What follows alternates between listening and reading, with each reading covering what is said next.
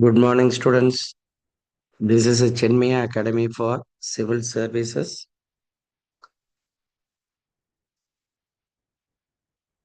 நான் இப்போ screen share பண்றேன். So I'm sharing my screen. If there is any trouble related to the voice, then screen sharing, then you can chat through YouTube conversation. So I think everything is fine. So we will start our discussion. So today we are going to discuss about Enforcement Directorate. It comes in news daily. Enforcement Directorate comes in news daily. What is Enforcement Directorate? When was it established? What are the powers and functions of Enforcement Directorate? Under the provisions of which acts the Enforcement Directorate will be taking the action? Like that, we are going to discuss. So here, economic offense. Economic offenses are dealt with by Enforcement Directorate. That is first point you must know. Then second point is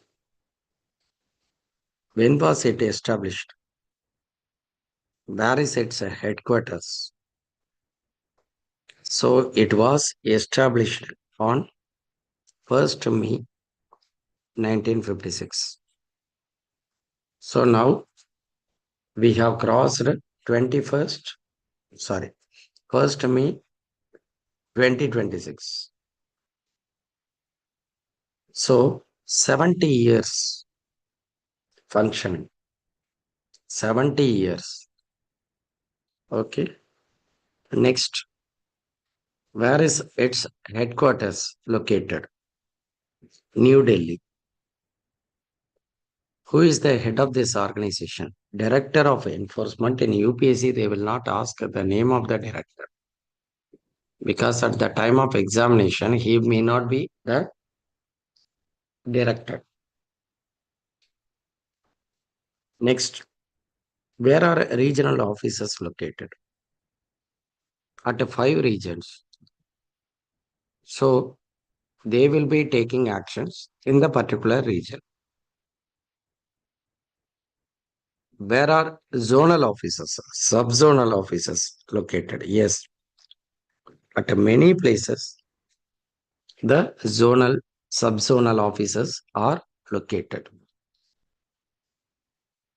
So that is not important, but what I want to say is, if the action is to be taken in a particular region, okay, in a particular region, then that is zonal office, sub-zonal office, regional office will be the responsible office. They will be taking the action. So this is a institutional setup, okay, organizational setup. So we must know about it. Next, under which ministry it comes? It comes under Ministry of Finance. Generally, what we will think Enforcement Directorate will be coming under CBI, or any other intelligence agency. Like that, we think generally, but it is not true. Under Finance Ministry also, it is coming under Department of Revenue. That is important because it will deal with the financial investigation. Economic Intelligence Agency it is. So Department of Revenue. will be dealing with this. For example, I have to pay tax to the government. That tax is the tax revenue of the government. A quarry company has to pay royalty. When we exploit the minerals, we have to pay royalty. So, if we don't pay royalty, if we exploit the minerals, iron ore, coal, any mineral, then that is economic offense. So that will also be inquired by Enforcement Directorate under Department of Revenue, Ministry of Finance, Government of India, not a state government. There is no such organization, parallel organization, we can say, at a state level. That's all. Next,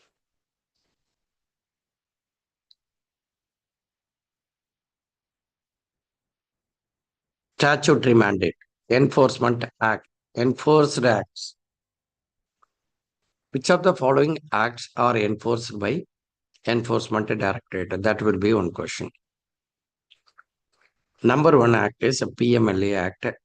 It comes daily in the newspaper. Prevention of Money Laundering Act, passed in 2002. So here, what is money laundering? Laundering is cleaning the cloth. So if any dirt is there, we have to clean that.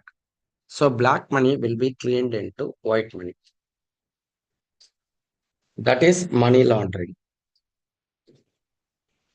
So illegal black money will become legal white money. That should be prevented. Why? That is the reason for many socio-economic offenses that will create inequality in the society. In the society, rich poor divide is because of these reasons only. The money revenue of the government will be taken by someone. They will become rich. Poor people are poor. So this is the problem. It is a criminal offense. Money laundering is a criminal offense. So it will be investigated by Enforcement Directorate. Then crime. When one conducts a crime, conducts a crime, they will get illegal money. Murder, smuggling, trafficking, they are all crimes. But why they are doing that? Because they will get money. So those proceeds from the crime will also be investigated by Enforcement Directorate. While starting the investigation, they will conduct search operation, raids. After conducting raid, if necessary, they will arrest the person and attach the property, confiscate the property, illegal property, illegal asset they got from that money. A criminal is getting $1 lakh for smuggling, drug, woman trafficking. So in that case, that dollar will be converted into white Indian rupee and he will purchase a property. So that property is illicit asset. So that should be attached or confiscated. If a proof is there, we can confiscate. Otherwise, we can attach the property till the case ends. After the ending of case,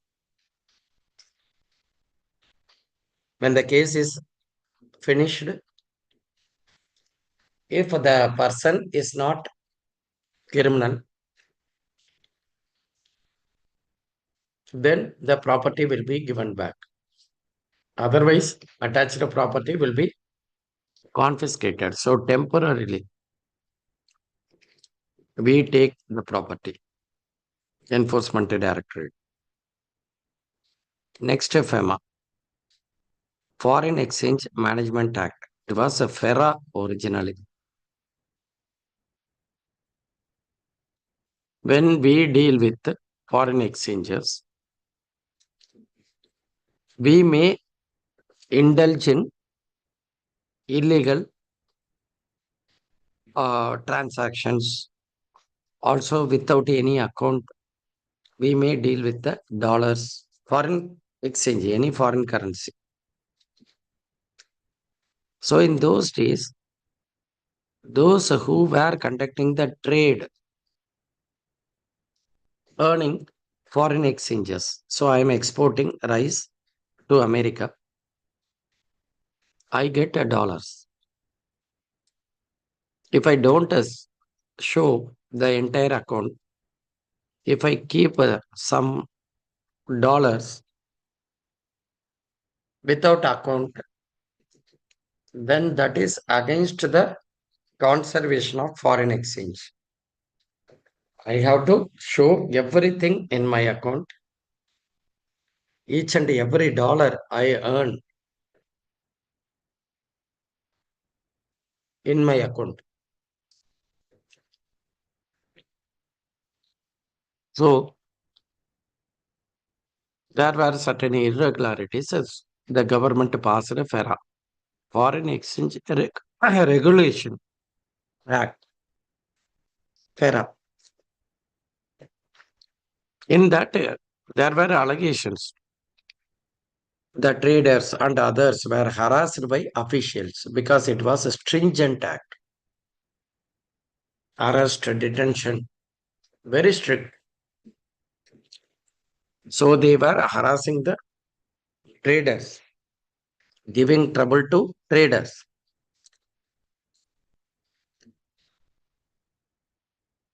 So genuine traders were also harassed. In order to avoid that, the act was relaxed and it was amended into FEMA, Foreign Exchange Management, not a regulation. Regulation is very strict always. Management is not like that. So, Foreign Exchange Management Act now was a judicial civil enforcement. It is not a fully judicial, quasi judicial, civil enforcement. It is not a criminal. Criminal one is here, money laundering. Civil FEMA. This may be a question in prelims, statement based question. It will target foreign exchange management contraventions. If anyone contravenes the rules, regulations related to foreign exchange, then they will be dealt with by FEMA. Here also, for committing a crime, if anyone gets the foreign exchange dollars, trafficking, drug trafficking, then that will come under this because that is a criminal offense. But here it is not so. Hawala networks. We will discuss Hawala separately because it was in news, majorly in news during some period in India. Even in films, they were taking this concept, a Hawala concept. So that much influence. Even common man came to know about a Hawala money. Anyway, we will discuss that is also related to foreign exchange, foreign currency, unaccounted foreign currency, illegal foreign currency. Next, external trade irregularities. Foreign exchange is earned by traders by exporting. In that, if there is any irregularity, then FEMA will take care.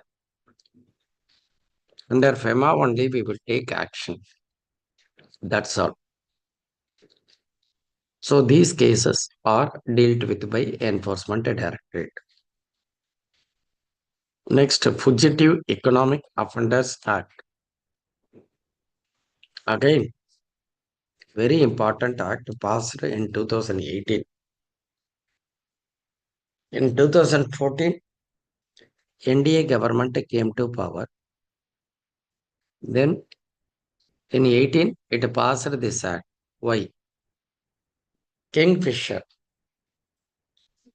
Airlines, liquor company.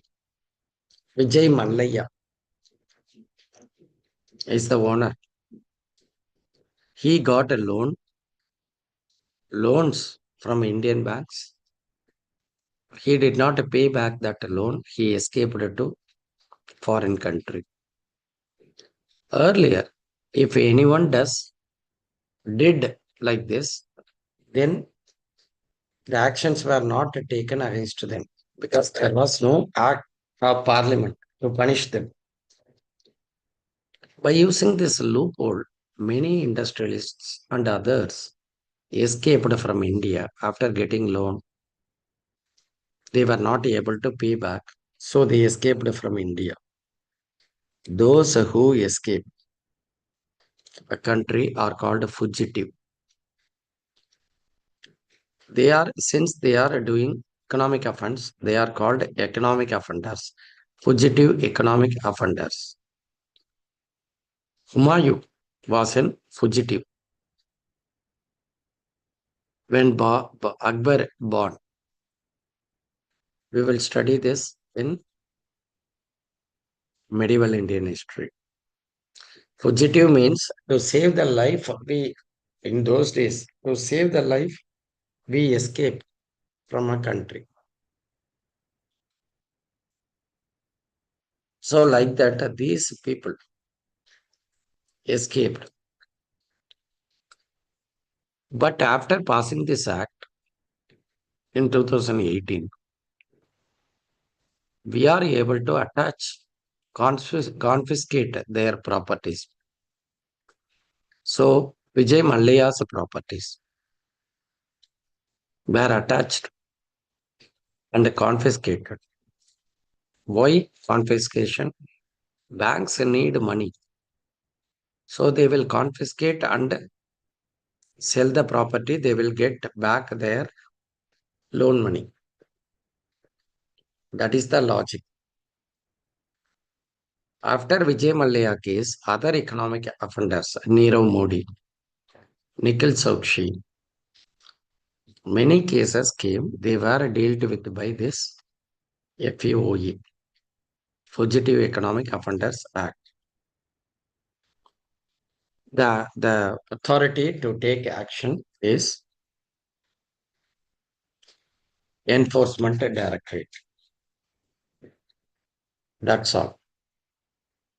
Next,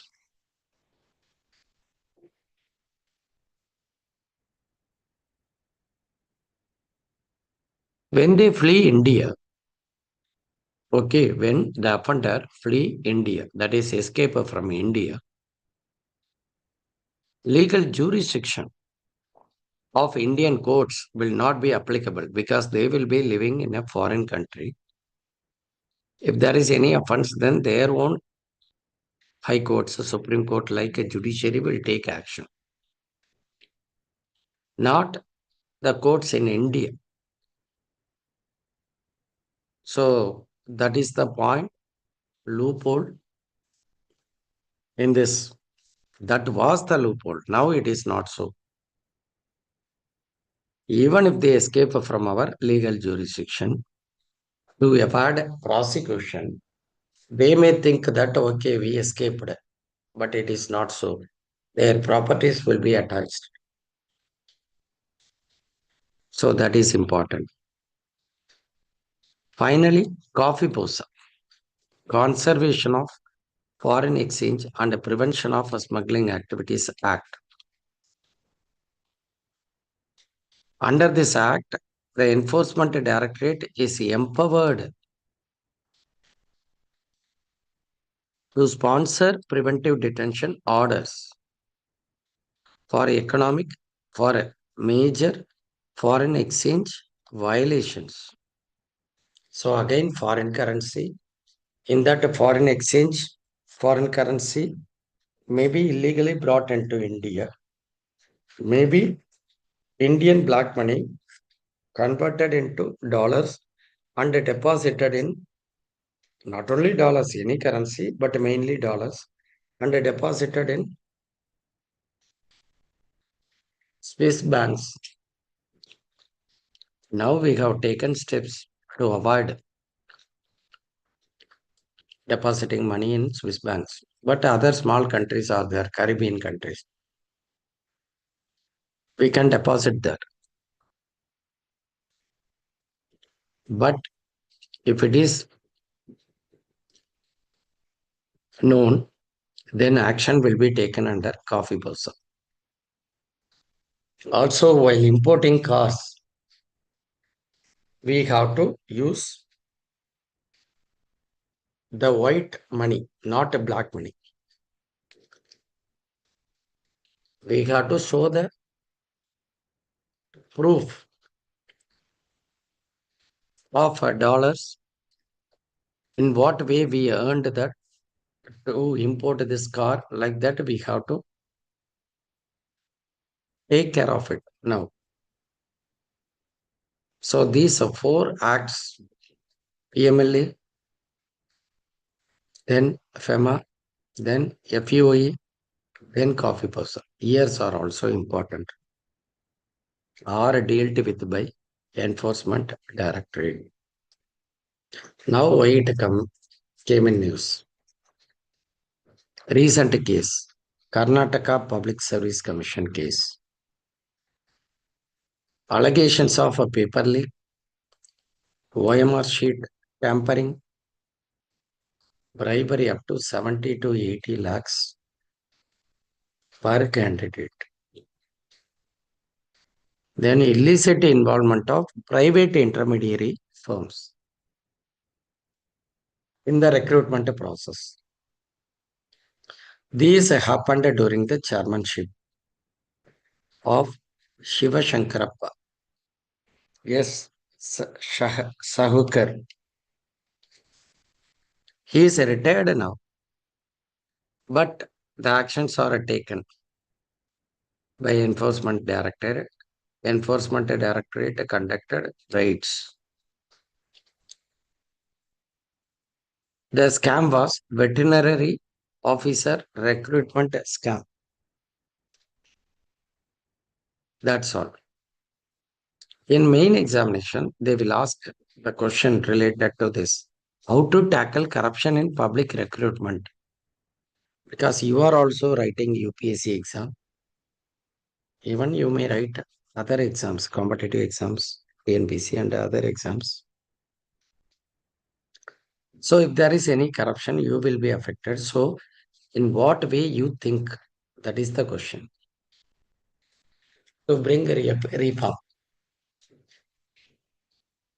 The matter of urgent importance is bringing reforms in public service commissions. After more than 3 weeks of a protest by the students, the Jharkhand government declared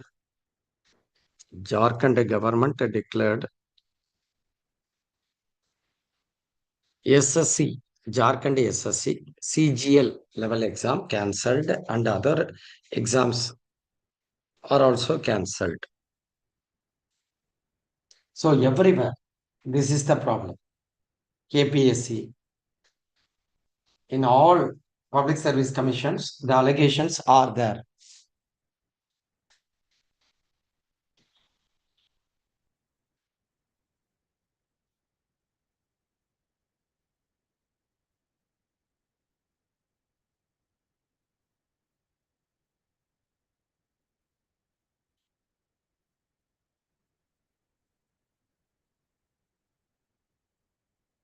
So we have to take reforms, bring reforms in this. That is a very important question we expect this year in any exam, State Public Service Commission exam, UPSC, any exam. Next, institutional challenges and federal dynamics. Here, state vigilance agencies and central anti-money laundering agency, enforcement directorate are there. Who will take action against state public service commission officers? Okay, that is the challenge, institutional challenge and federal dynamics. Anyway, the enforcement directorate is the apex level organization, also central government level organization, which will take step in this regard.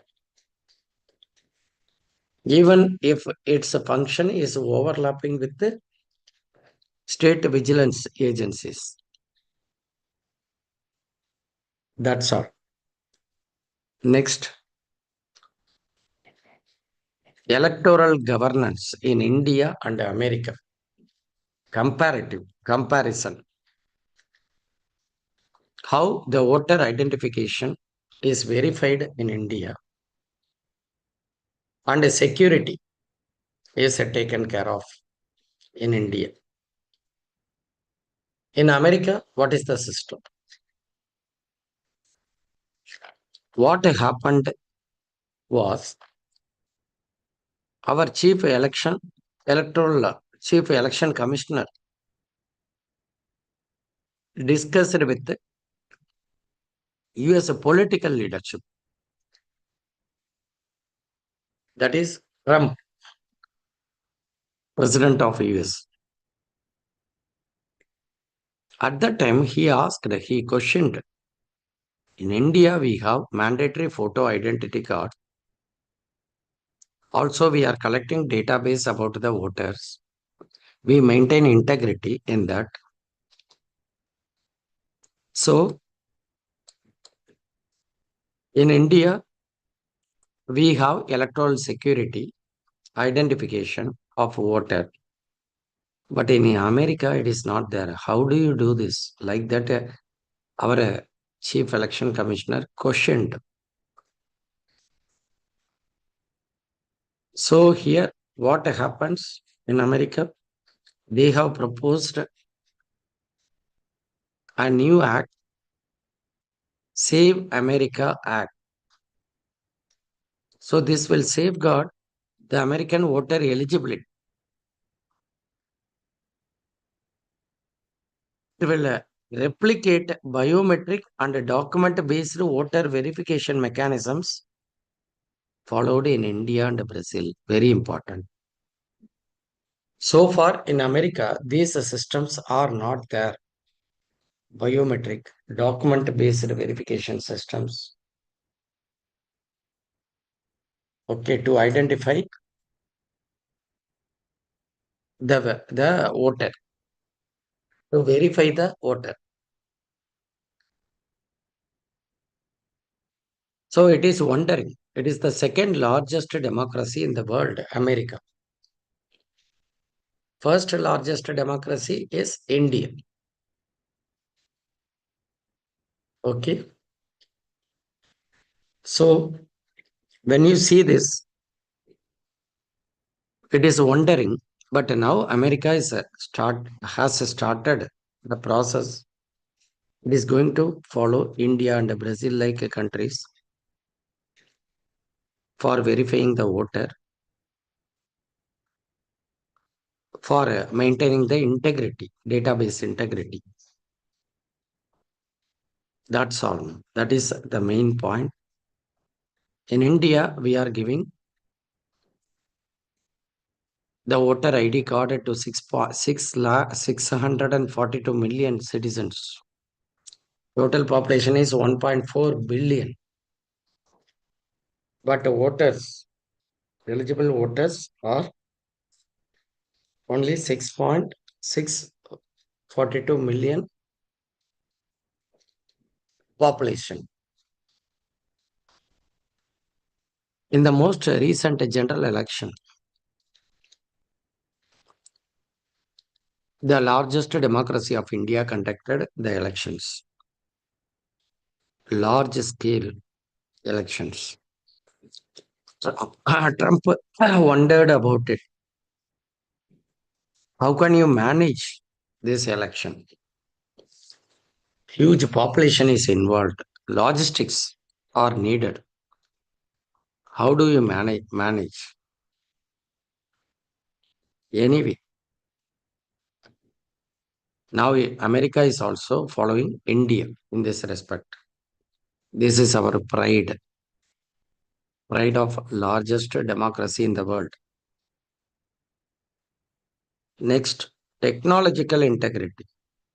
In democratic exercise, we have to use technology while conducting election. Election is a democratic exercise. So technology is important.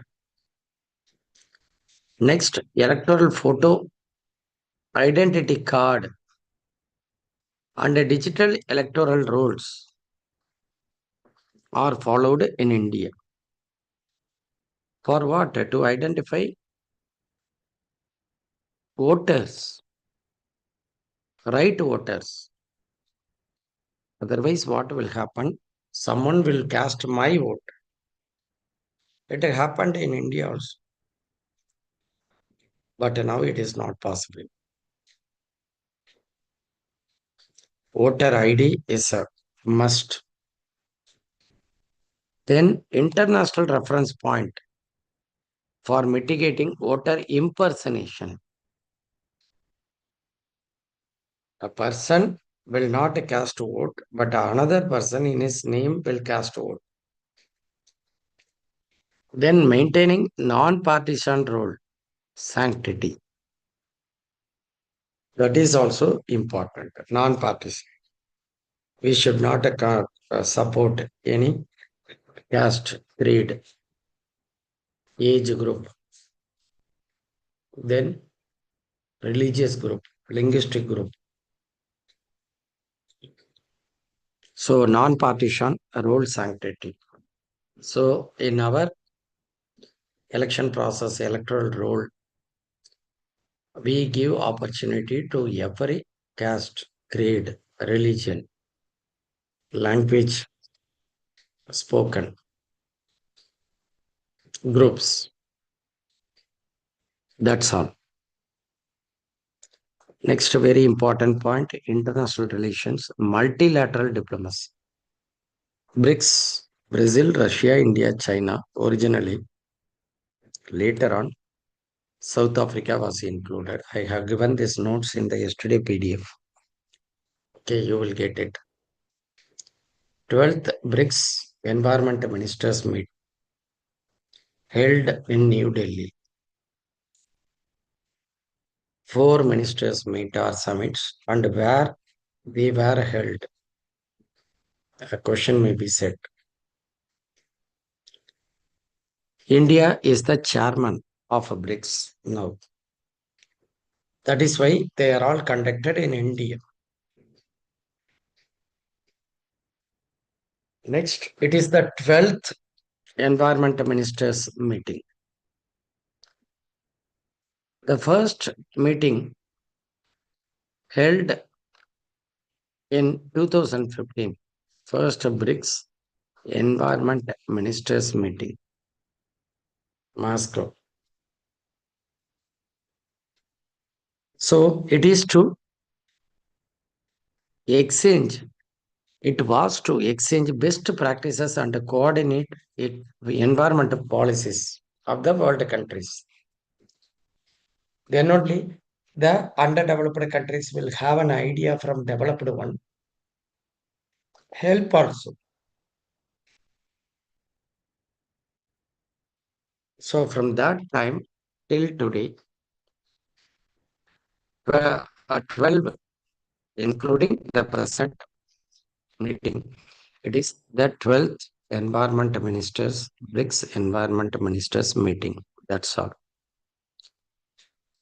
It is going to be held in Bharat Mandapam, New Delhi. Next, theme. What is the theme? Building for resilience, innovation, cooperation, and sustainability is the theme of this year. You may expect a question in that also. Then India's climate performance metric. Pollution, emission, intensity of emission, okay, has been reduced more than 37% between 2005 to 22. So this shows India's commitment to global warming, greenhouse gas effect. Okay, simple. Next,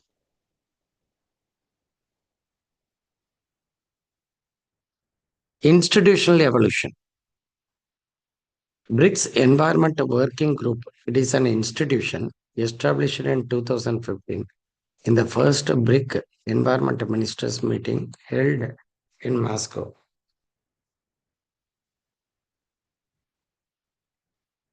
Next, Contact Group on Climate Change and Sustainable Development was constituted in 2024 again to institutionalize the cooperation on climate change, fight against climate change by the world countries. For that, we are creating these institutions. That is why they are called institutional mechanisms. That's all. Next, what are four priority engagement areas? Promotion of sustainable lifestyle. That is why Mission Life was launched by our Prime Minister few years back. So we have to promote it. Afforestation, forest fire management, disaster resilience. That is the second priority area to engage. Circular economy, recycle the waste. Use the articles which is made up of the material which can be recycled. So that is another point. Next, climate change adaptation. We should be ready to adapt the change in climate. Next, compendium is not or not important. Leave it. Main examination. Advancing a humanity first environmental paradigm. In generally in the world countries, what they do, they give importance to humanity first. But that should not come. Environment is important. Why they give emphasis to humanity, more emphasis? Because of socio-economic development. Socio-economic development. In the name of socio-economic development, they are harming the environment. So it should be avoided. South-South cooperation. In South only, Brazil, Russia. In Southern Hemisphere, India is in Northern Hemisphere. China is in Northern Hemisphere. Russia is in Northern Hemisphere.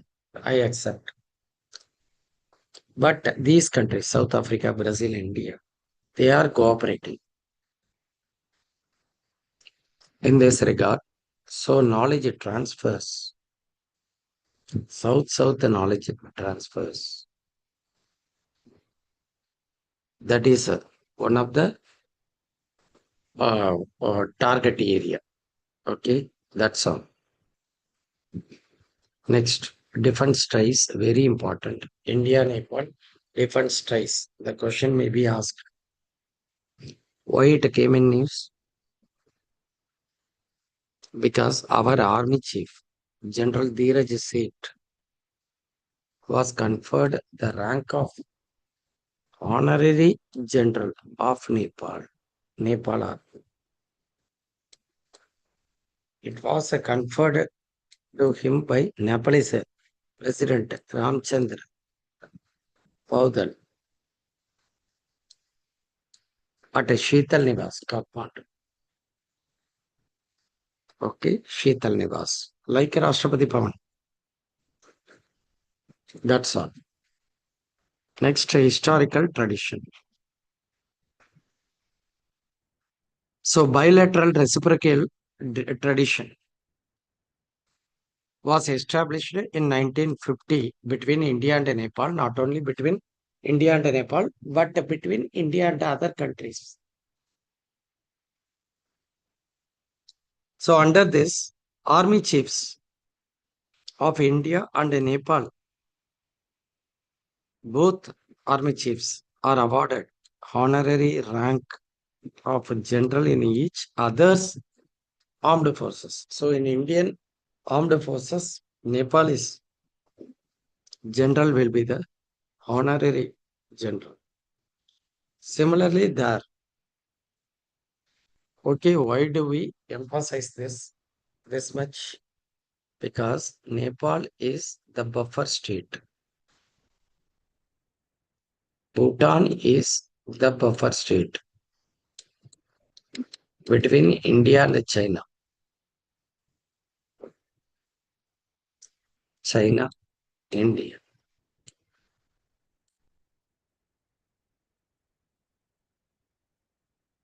Okay, so these states are called buffer in between. On what side they want to go, that will decide the geopolitics. So we want to maintain good friendly relationship with the Nepal. Also security, strategic interest. That is why we follow this procedure.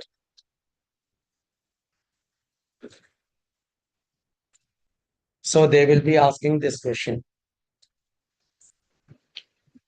Military diplomacy. Military diplomacy. That's all. The same is discussed here in mains analysis. Villinjam International Seaport, Keralam. Okay. Last year, what happened? This deep water multipurpose port was dedicated to nation on 12th May 2025. So it was asked in UPSC preliminary 2026 exam. Whatever comes in current affairs will be asked. Here, exclusive international transshipment terminal to handle direct exports and imports. Okay. Now, the transition has taken place. Then what cargo is to be handled? Initially, the port is permitted to handle full container load cargo for both export and import operation. Next, regulatory clearance, customs, customs prevention commissioner is there. So regulatory approval will be given by this commissionerate. Then EXIM operations, export import operations. While performing this, we need the regulatory approvals. So that will be given by the commissioner. Next, transshipment versus a direct export import operations. Transshipment hub model, direct export import operation model. Finally, it was decided that traditional model will not work for this. That is why we have allowed the port to do special activity. So whatever we studied now, that is there in this table. Next, strengthening India's maritime logistics. That is a separate question. That's all. So I wind up this session now. We will meet tomorrow.